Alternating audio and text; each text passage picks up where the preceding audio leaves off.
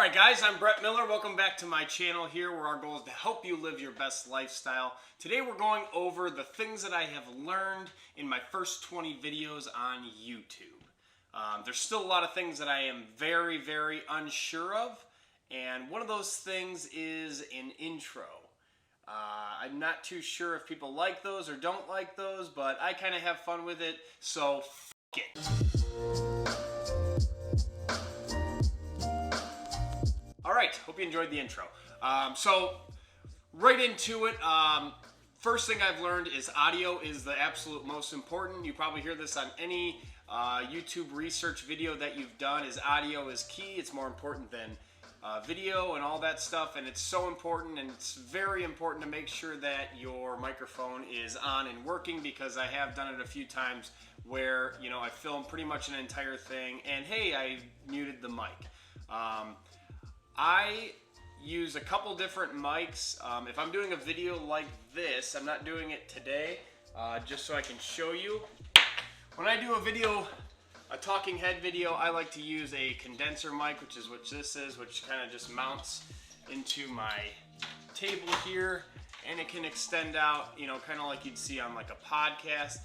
This is a Blue Yeti mic, and it works amazing. This is one of the ones, though, it mutes when it's powered on, and if you don't check that, you are not getting any audio at all.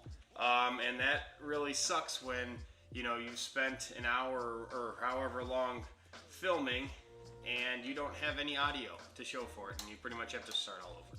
Sucks. So just something you want to make sure of if you're using a microphone like this. Or I have my microphone that is on my camera right now, which is just a directional mic. It's a kind of off-brand version of the Rode Go mic, or maybe that's the Go mic. Whatever the Rode directional mic is, that's, I think it's like the mini mic, and it points right to me, and it pretty much catches anything audio-wise coming from this direction.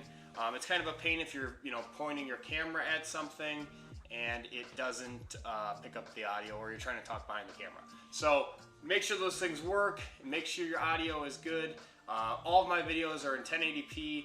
I don't have 4K, I don't really need it right now. You know, I'm just doing workout videos and kind of lifestyle videos and videos like this, and 1080p, I believe, for me as a beginner is way more than enough. So, but to each their own, and that's something you want to mess around with. But getting into it, I would start with, you know, making sure you have at least an external microphone. You know, I started off with just that $20 one that I have on the thing, on the camera now, and it works really well, I think, for 20 bucks. And I got this one, it's $100, and I love to use this one when necessary, because this thing definitely ups the audio game, but I can't take it anywhere with me. I mean, this thing is a monster.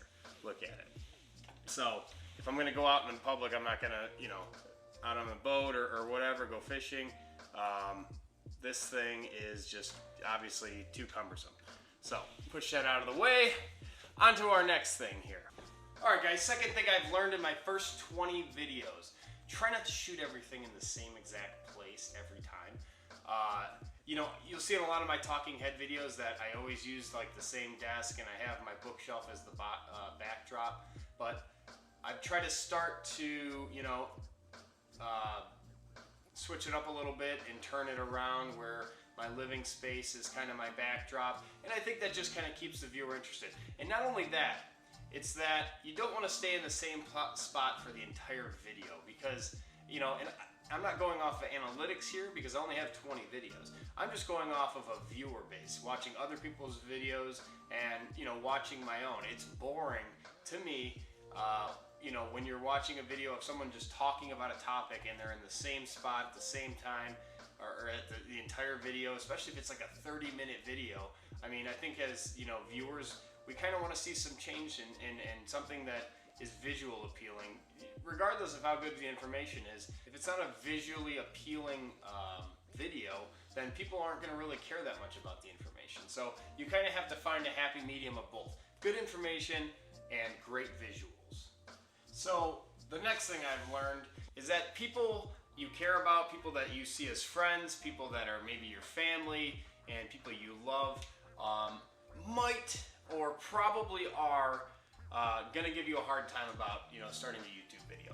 And that's just the facts of life. It's, you know, to a lot of people, it kind of is a weird thing, even though there's so many people that do this now and, you know, make a bunch of videos and film it. And even if you're not out in public in the grocery store filming yourself and, you know, doing vlog style filming, and you kind of keep it to yourself, people are going to find it weird and they might give you a hard time. So just be ready for that, accept it, and if you're passionate about it and it's information that you think is important to share with others, like I do with my workout stuff and health and lifestyle videos, you know, you just got to push through it and kind of go forward with confidence. And, you know, it can be hard sometimes because, you know, it is a little uncomfortable already to put videos out there, and it definitely doesn't help when, you know, people are on your case about it, that, you know, you see as your friends or you respect it as your friends.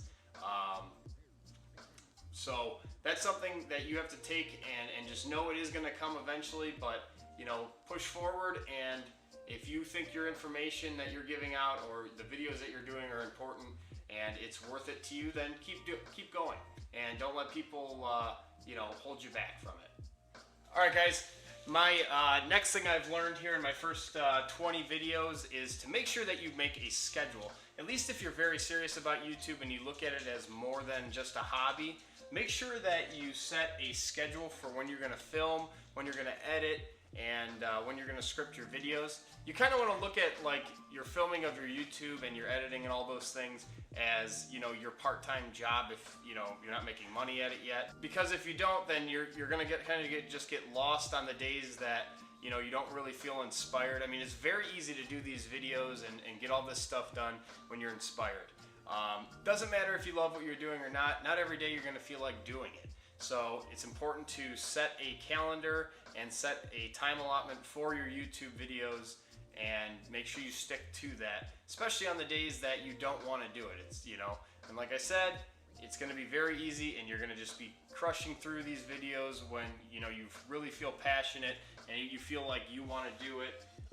It makes it very simple, but I think it's even more important to do it when you don't want to do it. As I've said in my other videos, do the things that you don't want to do, and it will help you out so much in the long run. It'll help you stick to a schedule, and it'll help your YouTube channel to grow.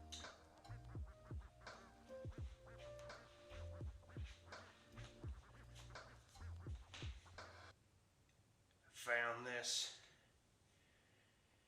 in the desert. Someone once said it used to be shaped like a real bottle, and then the man that was drinking it died.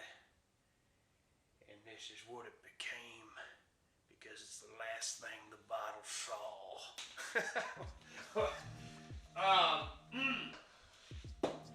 I'm a weirdo. But last thing, and I think one of the most important things that you'll see on these YouTube videos is to make sure you're telling a story. The best YouTubers out there, the best filmmakers out there know how to tell a good story. And it's something that, you know, I'm struggling with kind of every video I make because, you know, my topics or my niche or niche is kind of hard to tell a story. I mean, it's workout videos, it's lifestyle videos based on, you know, things I find important to live a healthy lifestyle. And, you know, I try to implement a story into that.